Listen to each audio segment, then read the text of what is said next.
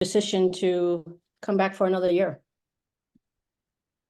I think I was just kind of going over what happened last year and um for the team and me personally, I thought it was a good fit. So looking forward to build off that for another year.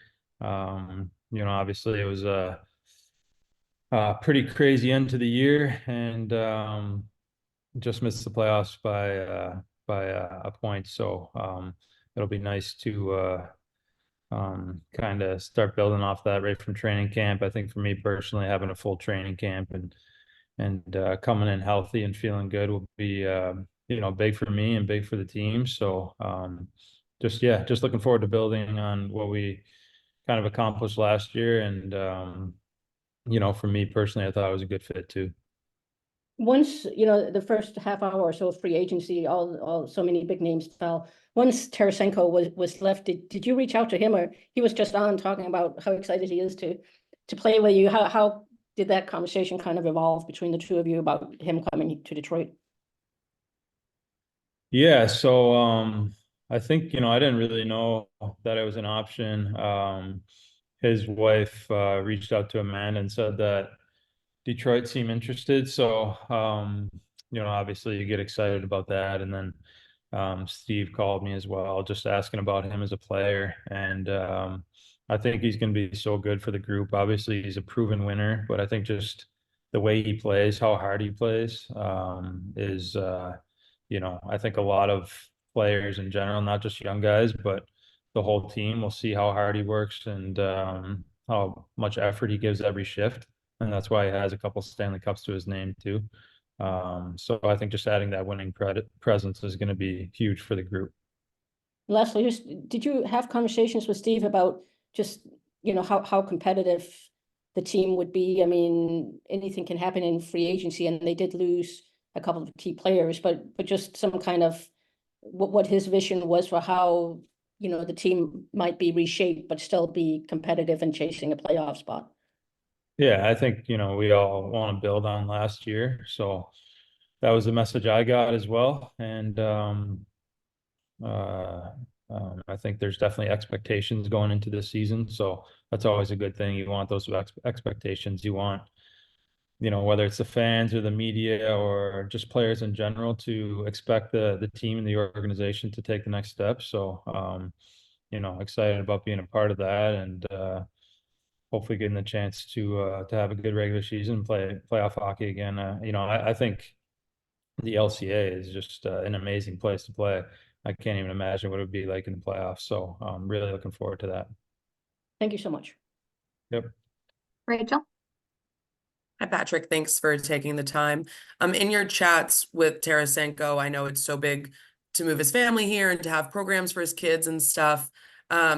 He also mentioned that he never would have thought that you guys could possibly have the opportunity to play on the same line together. I know we'll kind of see how those things shape up, but when you think about that potentially, what does that do for you? No, I think it'd be a good fit. I mean, I know we both are natural right wingers, kind of left-handed shots playing the offside, but I think when you're playing hockey, it doesn't really matter what position you're in, right? So, one of us would have to make the move. But I think it would be a good fit, just the way he plays. He's obviously a skilled guy, a great shooter, but he works so hard. He's hard on pucks. He wins a lot of pucks back, and he's got a great knack for getting open as well. So I think it'd be a good fit. And then yeah, we just kind of relayed the message that it was similar to New York in a way, kind of like the Greenwich, Connecticut area. I think the suburbs in Detroit are unbelievable. Even I lived there when I was 14, but when I came back, I didn't realize how nice they were and what a great spot it is to live, raise a family, have a lot of options, whether it's playing hockey or the schools at your disposal. And then, I really like how the rink is set up with, having the practice rink and the game rink all in one venue. Like I said before, the LCA is an amazing place to play. So, and I think the organization treats you first class. So there's really a lot of good things going to, you know, if you're a free agent or if you're a player and you want to come to the Red Wings, there's a lot of positives. Sure. And back to those 14-year-old days, obviously Vlad wants to get his kids in the local programs here. Did you sell a honey baked at all? Not yet. You know, it was, I think for me, when I was, you know, 14, it was a difficult decision to come and you know, move away as you're going into high school. You know, usually kids at that age are excited to be going to high school with all their friends. I didn't know anyone I was going to school with, so it was a bit of a change, but you know, it was such a great decision for me to come to the Detroit area and play for Honey Baked. And you really can't go wrong with the organization you pick, right? I mean, there's so many good organizations for youth hockey in Detroit. And you know, luckily enough, I had a great coach in Donnie Harkins, and Pat Verbeek obviously was able to live with him. So that was you know, amazing, so special, forming that bond with him and learning from him. And like I said, it was a great decision for me. So hopefully his kids feel the same way and have the same success story. Sure. And last but not least, how are you feeling in your off-season program right now? Obviously, you're excited to have that full camp, but where do you feel like you're at physically after assumedly some time off? No, I feel really good. I'm really happy with how I'm feeling with you know, my body, and just the hip becoming part of my body now, and just kind of feeling like it's all one is something I've kind of been searching for, you know, throughout the first year of the process and after surgery. And you know, feeling good, feeling fresh. I think you know, my goal is to take it to another level next year too.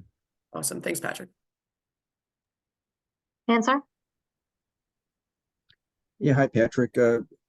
You're talking about being healthy in the off season, obviously important for every player, but can you kind of describe just the difference it can make when a guy has a full season of health and a full summer of training, how much of a difference that can make going into training camp in the season and just having training camp?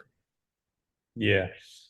Yeah, I mean, I think you know, obviously last year after surgery I felt better, and didn't feel the pain, but was still building like the strength and just kind of understanding how the hip was going to work. Probably even all the way through the season, to be honest with you. I think it was you know, a big accomplishment that I didn't feel that pain, but just kind of getting to understand it was something that I was always working on. So I feel like I'm kind of at that point now.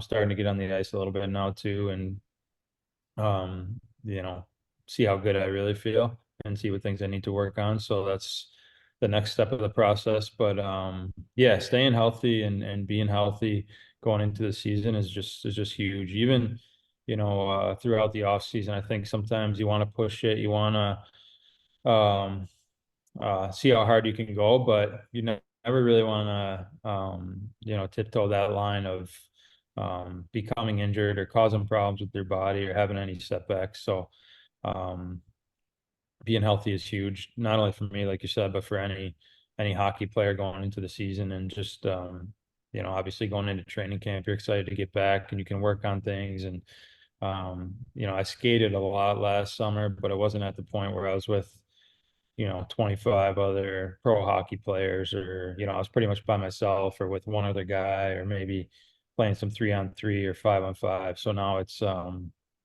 know, you'll be in that team environment, and working with the guys every day, I think is going to be huge for me.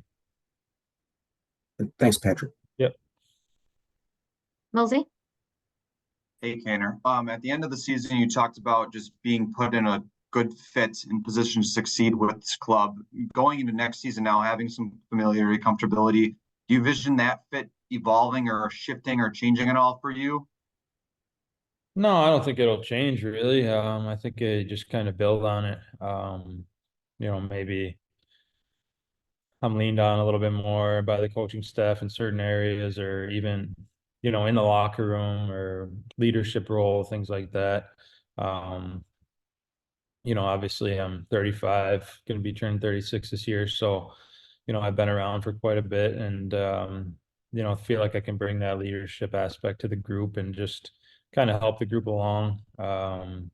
whether it's in good times or bad times. But, those are discussions to be had with the coaching staff or even with, leadership group or other players, and just kind of see how it feels too, right?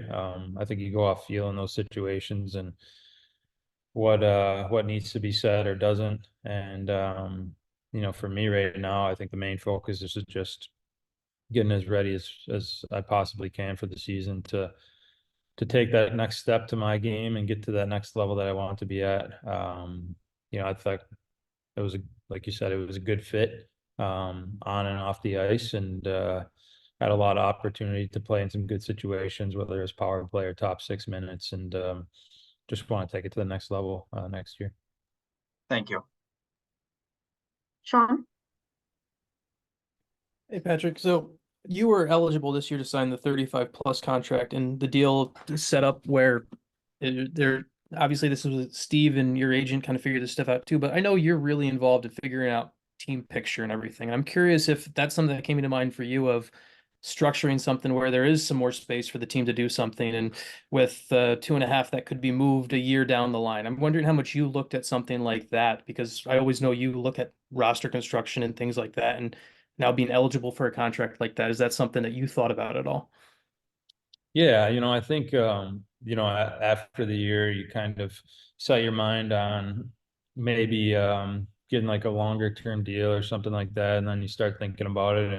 And obviously, I'm 35, so I think it works both ways. I can sign a 1 year deal, take advantage of the bonuses, not only for myself, but it kind of helps the team too, right? To have the lower AAV. So that's something that we just talked about with my agent Pat Brisson, and thought that maybe that was a good road to go, and kind of take advantage of being able to use those bonuses for a year.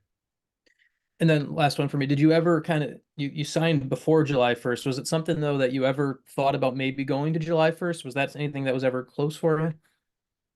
Yeah, I guess you never really know how the negotiations are going to shake out, or if it's going to get to a point where you can agree to something. But no, I was happy we were able to kind of work it out the last 2 or 3 days there. And for me, my heart was set on coming to Detroit and being back in Detroit. I thought it was a good fit last year. Loved the team. We were really comfortable living there. I love the fans. I thought the fans really embraced me too. I thought it was, you never really know what to expect, right? When, especially for me being in Chicago for so long, and coming to Detroit, I know that's a huge rivalry, but just the embrace of the fans was incredible.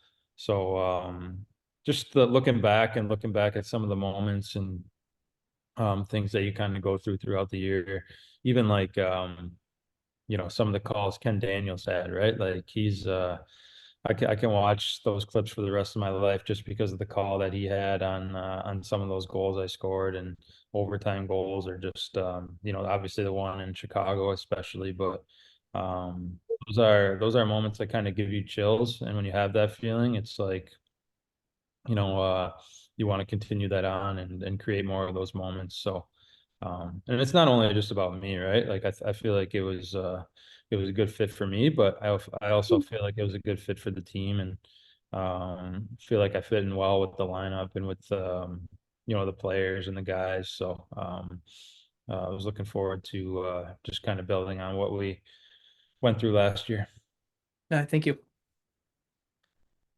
Max? Hey, Patrick, you talked about reflecting on the way last season ended. I'm curious, are there one or two areas you think you guys can really take steps to get on the other side of that line this time around? Yeah, I mean, I think we can be better. I think we can be better on the power play. I think we can be a top 5 unit. I think that would be a good goal. I know we were maybe around 10 last year, which is still pretty good, but I still think we can be even better. I think I can be better on the power play as well.